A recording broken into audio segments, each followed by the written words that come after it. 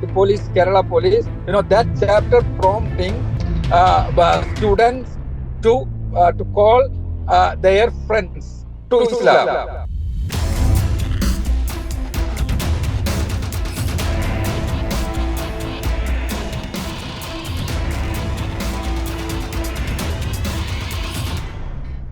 पहला पार्ट जो आ चुका है दी रियल केरला स्टोरी का, उसमें कई चीज़ों के बारे में हमने बातचीत की। कैसे ब्रेन वॉश किया गया, क्या क्या दिखाया, पढ़ाया, सुनाया गया, कैसे किन रास्तों से इनको केरल से निकाल के अफ़गानिस्तान पहुंचाया गया और आतंकवादी बना दिया गया, इस्लामिक स्टेट से जोड़ दिया गया। पीएफआई का क्या रोल है, जमात इस्लामी का क्या रोल है, एसआईओ का क्या रोल है, इन चीज़ों के बारे में हमने बात की। इस पार्ट में जो 2-3 मुख्य चीज़ें हैं उन पर बात करेंगे। तीनों लड़कियाँ जिनका बार बार जिक्र हो रहा है, निमिषा, सोनिया और मरीन, इनको कैसे रिक्रूट किया गया, इनका धर्मांतरण कैसे किया गया और इनकी कहानी क्या है, इनके घर वाले क्या बात करते हैं, और साथ ही ये बात करेंगे कि क्या इनको वापस लाने के कोई प्रयास संभव हैं और भारत सरकार का रुख क्या है इनको लेके। और बात करेंगे एमएम अकबर की, जिनको केरला का जाकिर नाइक कहा जाता है और उन पर आरोप हैं कि उन्होंने आईएसआईएस में की जा रही भर्तियों में मदद पहुंचाई है। आइए शुरू करते हैं।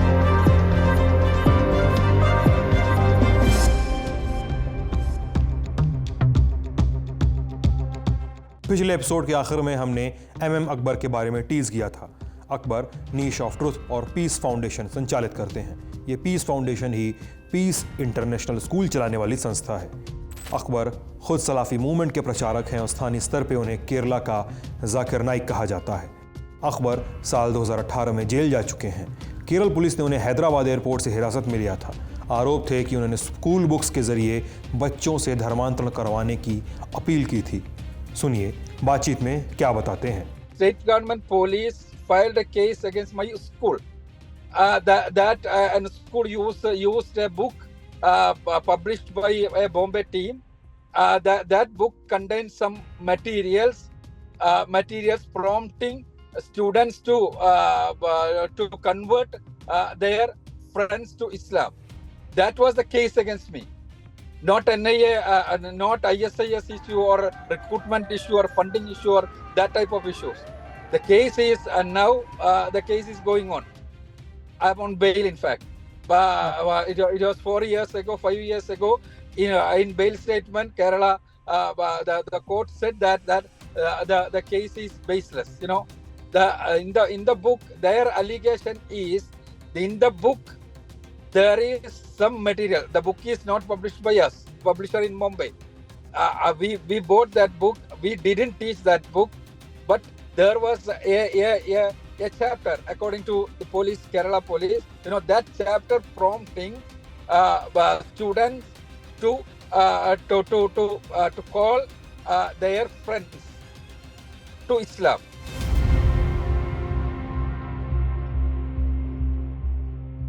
लेकिन इसके बाद के आरोप बेहद संगीन हैं। एमएम अकबर पर यह आरोप भी लगते हैं कि उनके द्वारा चलाए जा रहे पीस स्कूलों से इस्लामिक स्टेट में भर्तियों में मदद मिली। पड़न्ना में मौजूद पीस स्कूल में मुस्लिम युवाओं को रेडिकलाइज करने वाला राशिद अब्दुल्ला खुद स्कूल में पढ़ाता था। गायब होने के पहले उसकी पत्नी सोनिया सेबेस्टियन भी इसी पीस स्कूल में काम करती थी। इसके बाद अफगानिस्तान भाग जाने के बाद राशिद अब्दुल्ला ने एक वॉइस नोट भेजा था। इस मैसेज में अब्दुल्ला ने कहा था कि एमएम अकबर इस्लामिक स्टेट की भर्ती में मदद पहुंचा रहे हैं। उसने कहा था कि एमएम अकबर भारत में इस्लामिक शरिया स्थापित करने का काम कर रहे हैं। अब्दुल्ला ने कहा था, मैं पीस स्कूल में एचओडी था। मैं पीस स्कूल का कोर्स डिजाइन कर रहा था। अकबर ने मुझे कहा था कि उसका मकसद ज्यादा से ज्यादा मुस्लिम आईएएस और आईपीएस बनाना है, जिससे भारत में शरिया कानून स्थापित करने में मदद मिले। एमएम अकबर ने इसे नकार दिया था और कहा था कि इस्लामिक स्टेट जिहाद और हिजरा के नाम पर मुस्लिम युवाओं को गुमराह कर रहा है।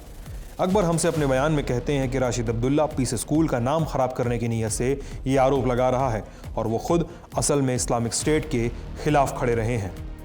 एनआईए से जुड़े एक अधिकारी बताते हैं कि साल 2016 में जब कुछ लोग केरल छोड़कर इस्लामिक स्टेट से जुड़ने गए तो इनके जाने के 8 महीने पहले एर्नाकुलम के ले मेरिडियन होटल में अकबर ने एक मीटिंग बुलाई। इसमें लगभग वो सभी लोग जो इस्लामिक स्टेट से जुड़ने केरल से बाहर जाने वाले थे, उनमें से कई लोग इस मीटिंग में शामिल थे। इस मीटिंग में एमएम अकबर ने लोगों से कहा था, मुझे मालूम है कि आप में से बहुत सारे लोग इस समय इस्लामिक स्टेट के संपर्क में हैं। यही समय है कि आप इस्लामिक स्टेट से दूरी बना लें। इतनी गंभीर जानकारी होते हुए भी एमएम अकबर ने सुरक्षा एजेंसियों को या सरकार को सूचना नहीं दी।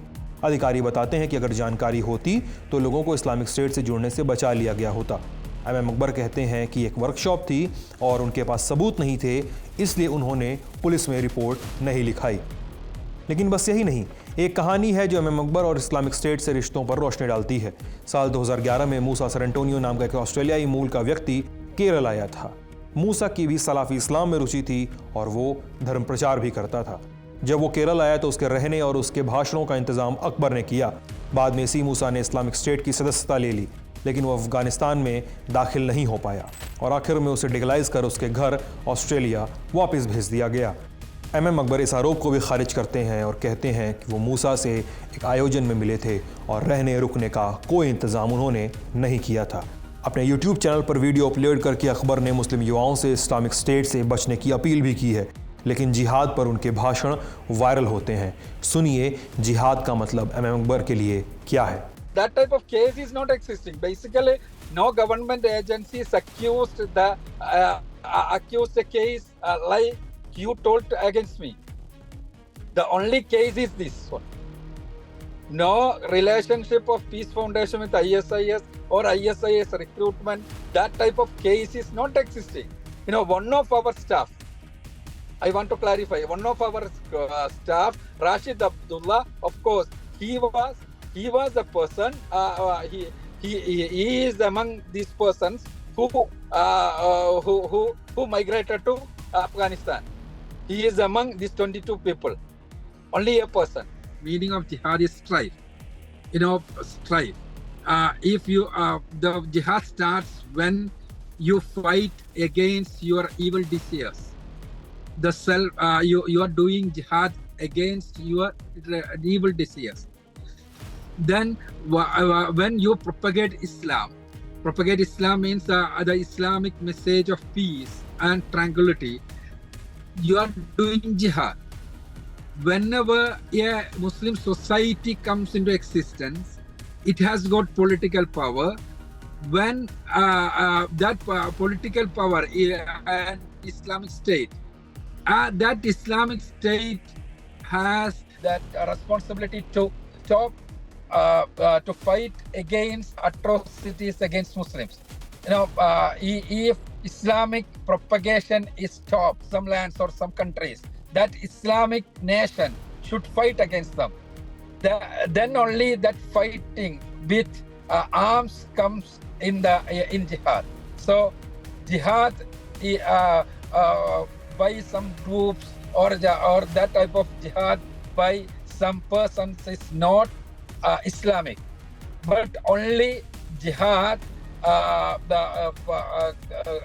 jihad of fighting only when a Islamic nation, you know, an Islamic nation has right to say jihad or call for jihad to the people or to the citizens of that nation for fighting against the atrocities of a thief or a nation against Muslims in that nation. That's what.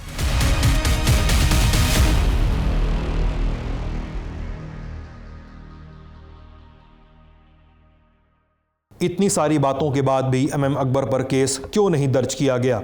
सूत्र बताते हैं कि राशिद अब्दुल्ला के message और तमाम बातों से यह लिंक कहीं भी नहीं बैठ रहा है कि अकबर ने सच में केरल के युवाओं की भर्ती इस्लामिक स्टेट में करवाई।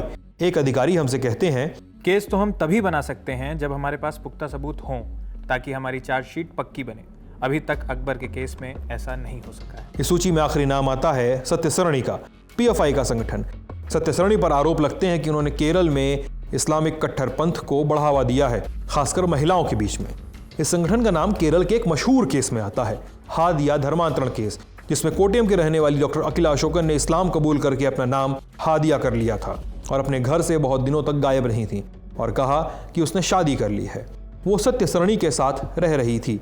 केरल हाईकोर्ट ने शादी को बोगस करार दिया और कहा कि वो अपने पिता के साथ रहे, लेकिन जब मामला सुप्रीम कोर्ट में गया तो सुप्रीम कोर्ट ने हादिया की मर्जी को सबसे ऊपर रखा। कहा कि वो जिस धर्म में चाहे वहां रह सकती है, जिसके साथ चाहे उसके साथ रह सकती है। अभी हादिया मल्लपुरम में रहती हैं और उनके पिता कहते हैं कि वो अभी भी पीएफआई और सत्य सरणी के लोगों के प्रभाव में है। पीएफआई के बैन होने के बाद सत्य सरणी के लोग बात करने से बचते हैं, लेकिन कट्टरपंथ फैलाने और धर्मांतरण करवाने के आरोप उन पर अब भी लगते हैं। अब इस कहानी में जिक्र आता है उन लड़कियों का जो इस्लामिक स्टेट से जुड़ने केरल से बाहर गईं। एनआईए के मुताबिक 22 लोगों के समूह में कुल 6 महिलाएं शामिल हैं। निमिशा और फातिमा, मरीन जैकब उर्फ मरियम, सोनिया सेबेस्टियन उर्फ आयशा, रफिएला, अजमाला और शमसिया कुरिया। इनमें से अजमाला की अमेरिका के ड्रोन स्ट्राइक में मौत हो गई और इनमें से इस्लामिक स्टेट ज्वाइन करने के पहले 3 लोगों ने अपना धर्म बदला। सोनिया सेबेस्टियन जो धर्म बदलकर आयशा हुई, मरीन जैकब जो धर्म बदलकर मरियम हुई और निमिशा धर्म बदलकर फातिमा हुई। लेकिन किसी निष्कर्ष पे पहुंचने के पहले इस परिवर्तन की कहानी जानना जरूरी है। जैसा हमने पहले बताया कि सोनिया सेबेस्टियन ईसाई मूल की महिला थी। उसने पीस स्कूल में पढ़ाने वाले राशिद अब्दुल्ला से शादी की और धर्म बदलकर मुस्लिम हुई और अफगानिस्तान चली गई। एर्नाकुलम की रहने वाली मरीन जैकब को बेस्टिन विंसेंट से प्यार हुआ। दोनों ही ईसाई थे, लेकिन शादी के कुछ दिनों पहले विंसेंट ने अपना धर्म परिवर्तन कर लिया। अब उसका नाम याहिया हो गया था। फिर मरीन जैकब ने भी अपना धर्म परिवर्तन किया, उसका नाम अब मरियम हो गया। दोनों ने शादी की और कुछ ही दिनों बाद दोनों नांगरहार की यात्रा पे चले गए। तीसरा केस है निमिशा का। निमिशा ने ईसा नाम के एक शख्स से शादी की, लेकिन ईसा एक समय ईसाई हुआ करता था। उसका नाम था बेक्सिन विंसेंट। वो मरियम के पति बेस्टिन विंसेंट का भाई था। धर्म परिवर्तन करवा चुका था और शादी के पहले उसने निमिशा का भी धर्म परिवर्तन करवाया और उसका नाम हो गया फातिमा। दोनों की शादी हुई और दोनों चले गए अफगानिस्तान। फिलहाल तीनों ही लड़कियां अफगानिस्तान की जेल में बंद हैं और तीनों के ही पतियों की अमेरिका द्वारा किए गए ड्रोन स्ट्राइक में मौत हो चुकी है। इन तीनों लड़कियों का परिवार बात करने के लिए एक बार भी तैयार नहीं होता है। मरियम के घर वाले एर्नाकुलम में एक मेडिकल स्टोर चलाते हैं। माता और पिता बात करने के लिए तैयार नहीं होते हैं। मरियम के भाई हमसे बातचीत में कहते हैं कि जो बीत गया सो बीत गया, हम उस पर और बात करके खुद की चोट को हरा नहीं करना चाहते हैं। वो कहते हैं कि मरियम से अब उनकी कोई बात नहीं होती। निमिशा की मां बिंदु तिरुवनंतपुरम में एक ब्यूटी पार्लर चलाती हैं। शुरू में परिवार बातचीत करने से इनकार कर देता है, पड़ोसी भी बातचीत करने से बचते हैं, लेकिन फ़ोन पर हुई बातचीत में बिंदु कहती हैं कि बातचीत करने से क्या होगा। बिंदु ये भी कहती हैं कि उनकी बेटी को अगर वापस लाया जाता है तो शायद ISIS की पैठ के बारे में सही खुलासा हो सकेगा। इस मशीनरी की कितनी पहुंच है, कितना इन्वॉल्वमेंट है केरल की ज़मीन पे, इसकी सही जानकारी मिल सकेगी। मेरे पास कहने के लिए कुछ नहीं है। इस तरह की फिल्में बनाना मूर्खतापूर्ण काम है। हमें एक प्रैक्टिकल उपाय चाहिए। मैं सभी को ये बताना चाहती हूँ कि मेरी चुप्पी का मतलब डर नहीं है। मुझे जो कहना था मैंने पहले ही कह दिया था। ऐसा कोई कानून नहीं है जो मुझे न्याय दिला सके। मेरे पास शेयर करने के लिए कुछ नहीं है। मेरे शब्द हवा में मारे गए पत्थर की तरह हैं, जिनका कोई असर नहीं पड़ता। लोग इस इंतजार में बैठे हैं कि मेरी जुबान से जो भी निकले उसे सनसनी बनाई जा सके। मुझे इस पत्रकार से बात करके क्या फ़ायदा होगा? क्या आप गारंटी दे सकते हैं? मुझे केवल न्याय चाहिए था, लेकिन लोग अपने पर्सनल एजेंडा के लिए कानून व्यवस्था का दुरुपयोग कर रहे हैं। ये सब कहाँ जा रहा है? ये हम जैसों के लिए कोई एक जैसी ही स्थिति नहीं है। इन सब के बारे में हम किन से बात करें? ये न्यूज़ चैनल वाले क्या करेंगे? लोग बस चाहते हैं कि बिंदु कुछ कहे। बिंदु के पास कहने के लिए कुछ नहीं है। मेरा किसी के साथ झगड़ा नहीं है, ना ही मैं किसी से डरती हूँ। ये न्यूज़ वाले कोई भी बदलाव लाने के काबिल नहीं हैं। बिंदु किस फायदे की बात कर रही हैं? दरअसल बिंदु ने कई मौकों पर भारत सरकार से अपील की है कि अफगान जेल में बंद उनकी बेटी को वापस इंडिया लेकर आया जाए और यहाँ पर उस पर केस चलाया जाए और उसे कोई सजा होनी हो तो यही हो। लेकिन भारत सरकार और जांच एजेंसियों के लिए निमिशा और फातिमा जिहादी संगठन से जुड़ी हुई भगोड़ा आतंकवादी है।